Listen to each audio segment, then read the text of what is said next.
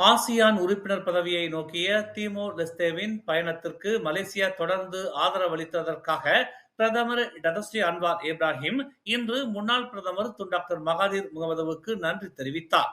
Timor லெஸ்தேவின் தேசிய நாடாளுமன்றத்தில் தனது வரலாற்று சிறப்புமிக்க உரையில் பேசிய அன்வார், நாட்டின் சுதந்திர போராட்டத்தின் ஆரம்ப ஆண்டுகளில் இருந்து மலேசியாவின் நிலைப்பாட்டின் தொடர்ச்சியை ஒப்புக்கொண்டார். டாக்டர் மகாதீர் முகமது பிரதமராக இருந்தபோது பலர் சுதந்திரத்திற்கு முந்தைய மற்றும் பிந்தைய காலங்களை பற்றி குறிப்பிட்டனர். அவர் அத்தகைய நிலைத்தன்மையை காட்டினார்.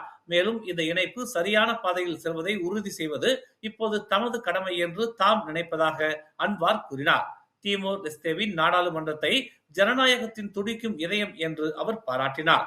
மேலும் ஆசியானில் நாடு முழுமையாக இணைவதற்கு மலேசியாவின் அசைக்க முடியாத ஆதரவை அவர் உறுதி செய்தார்.